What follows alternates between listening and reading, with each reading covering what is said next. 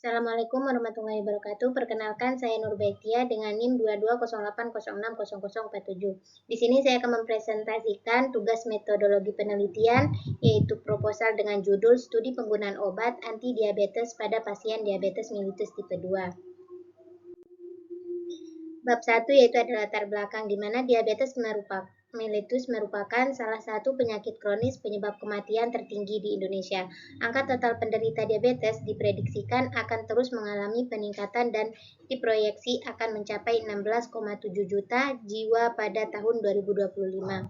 WHO memprediksikan bahwa pada tahun 2025 akan terjadi peningkatan prevalensi diabetes, yaitu menjadi 300 juta jiwa, dan 150 juta jiwa berasal dari wilayah Asia Pasifik, laporan hasil riset kesehatan dasar atau Riskesdas.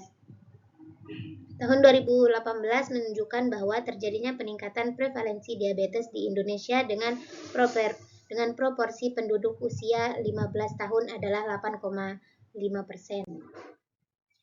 Yang menjadi rumusan masalah yang pertama, diketahui tingkat kepatuhan pada pasien diabetes mellitus tipe 2 terhadap penggunaan obat anti-diabetes. Dan yang kedua, diketahui faktor-faktor yang dapat mempengaruhi kepatuhan pasien dalam mengkonsumsi obat anti-diabetes mellitus tipe 2. Dan yang ketiga, dapat diketahui faktor-faktor yang bisa mempengaruhi pemilihan jenis obat anti-diabetes pada pasien diabetes mellitus tipe 2.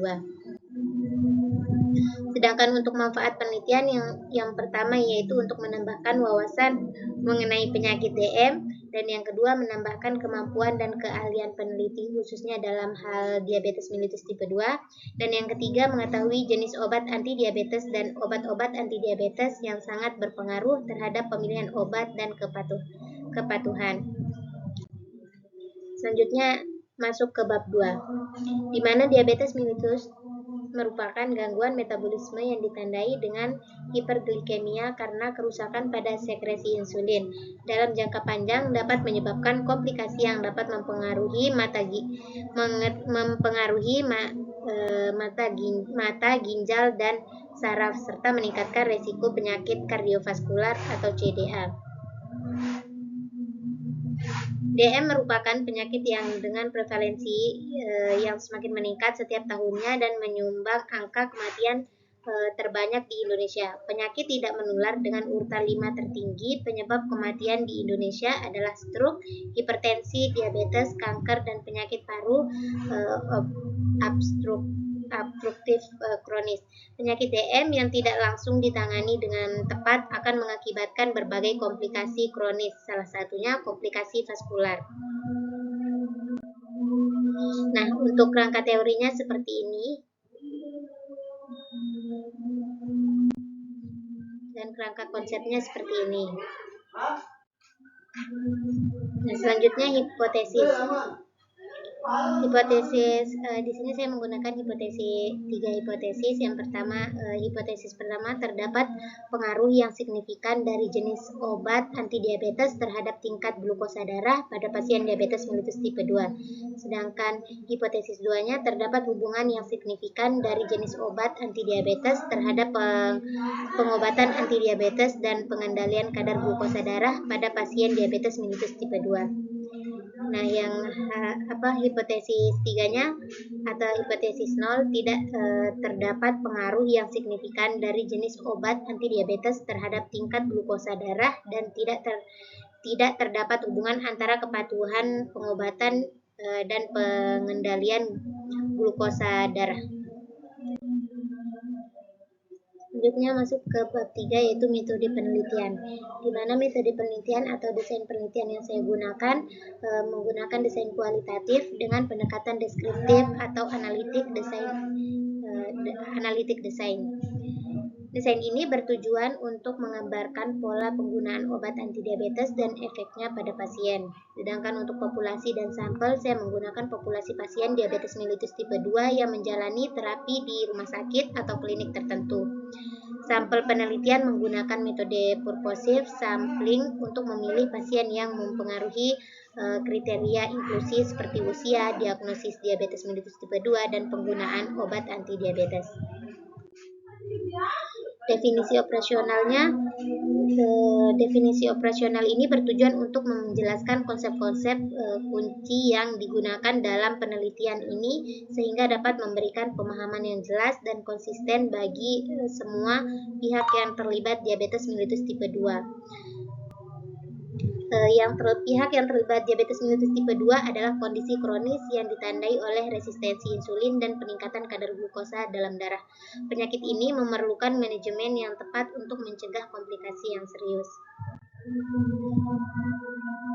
Nah, yang pertama itu ada kepatuhan pasien, di mana kepatuhan pasien merujuk pada tingkat di mana pasien diabetes mellitus tipe 2 mematuhi rencana pengobatan yang telah ditetapkan oleh tenaga medis. Dan yang kedua ada indikator kepatuhan, di mana akan mencakup berbagai parameter yang digunakan untuk menilai kepatuhan pasien seperti persentase dosis obat yang diambil, laporan pengambilan obat dan obat dari pasien. Dan yang ketiga, ada faktor yang mempengaruhi kepatuhan, di mana hal ini terdiri dari berbagai aspek yang dapat mempengaruhi tingkat kepatuhan pasien, termasuk pengetahuan tentang diabetes dan pengobatan, dukungan sosial dan efek samping obat, serta aksesibilitas.